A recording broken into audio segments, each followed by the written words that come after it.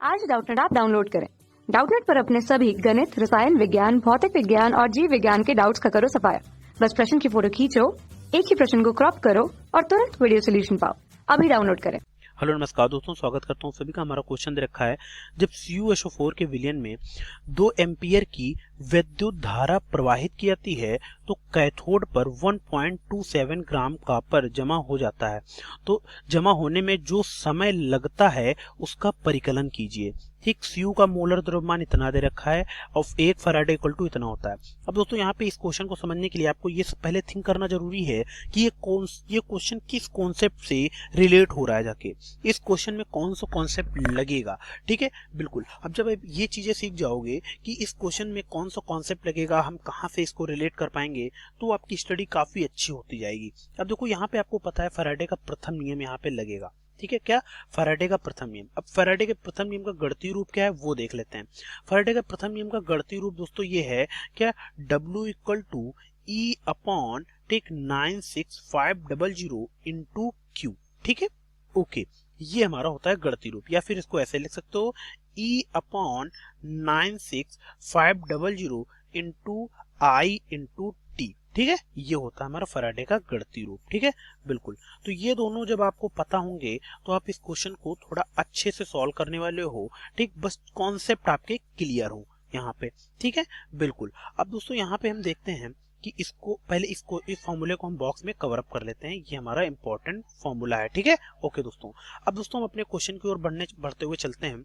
अब यहाँ पे सबसे पहले आपको ये पता होना चाहिए W क्या है। W दोस्तों हमारा क्या है, W के बारे में बता देता हूँ। W हमारा निक्षेपित पदार्थ की मात्रा। ठीक, इलेक्ट्रोड पर निक्षेपित पदार्थ की मात्रा ये कह सकते हो। दोस्तों मैं लिख देता हूँ यहाँ पे, क्या है W, इलेक्ट्रोड। ठीक, क्या? इलेक्ट्रोड पर निक्षेपित पदार्थ की मात्रा, किसमें? ग्राम में।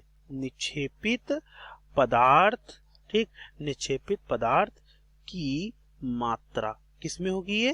ये हमारी कहाँ होगी? ग्राम में होगी। ठीक है, निक्षेपित पदार्थ की मात्रा। और Q क्या होगा? Q हमारा होगा प्रवाहित आवेश होगा। ठीक, अब Q प्रवाहित आवेश होगा। I क्या है? I हमारी धारा है। ठीक है, एम्पियर में। I हमारी धारा है, किसमें? एम्पियर में। ठीक है, बिल्कुल। और दोस्तों जो हमारा T है वो समय है, किसमें? सेकंड में। ठीक, समय किसमें है? सेकंड में। और दोस्तों जो E है, E हमारी क्या है? E हमारा निक्षेपित पदार्थ का तुल्यांकी भार। क्या है?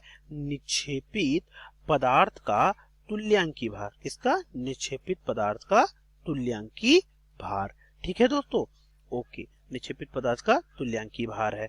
ठीक, तो ये चीजें मैंने तो आपको सब सारी चीजें बता दी, कौन सी चीज कहाँ से है।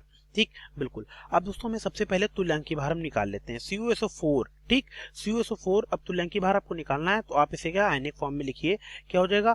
+2 इलेक्ट्रॉन से कहा जाएगा ये Cu। तो यहाँ पे अगर हम इसका एन फैक्टर देखें, एन फैक्टर कितना आ जाएगा? 2। इलेक्ट्रॉन 2 हो रहा है ना, एन फैक्टर कितना आ जाएगा? 2।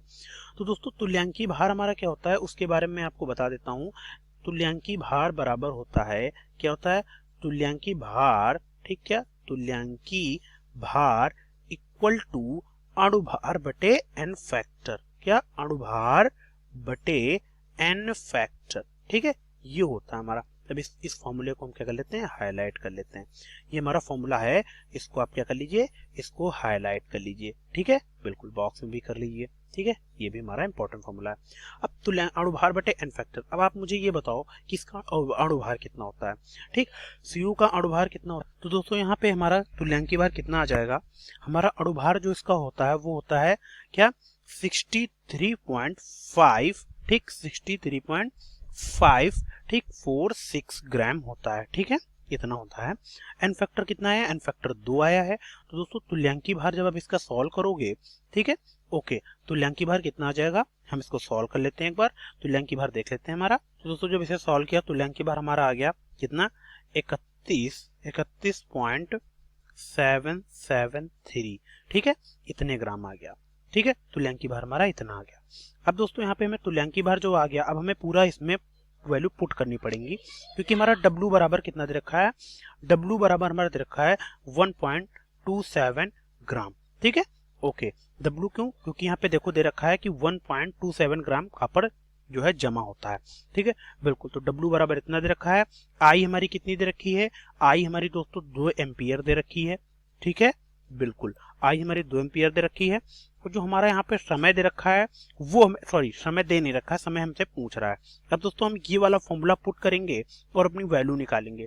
ठीक है, बिल्कुल। तो W बराबर हमारा कितना 1.27 इक्वल टू E हमारा कितना है 31.773 डिवाइड बाई 96500 इंटू I कितना है 2 इंटू टी, टी हमें निकालना है। ठीक है, बिल्कुल। हमारा क्या बनेगा 1.27 इंटू 96500। ठीक है, ओके।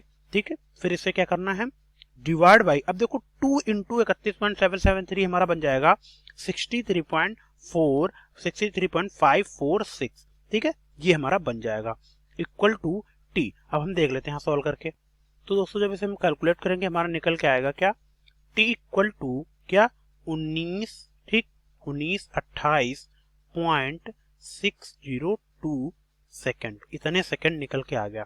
तो टी हमारा कितना 1928.602 सेकंड, इतने सेकंड हमारा समय आ गया।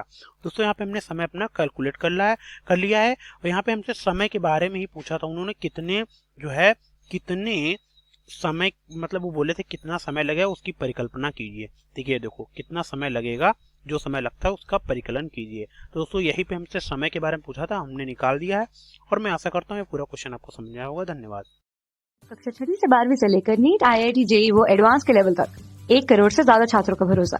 आज ही डाउनलोड करें डाउटनेट ऐप या व्हाट्सएप करें अपने सारे डाउट्स 8400 400 400 पर।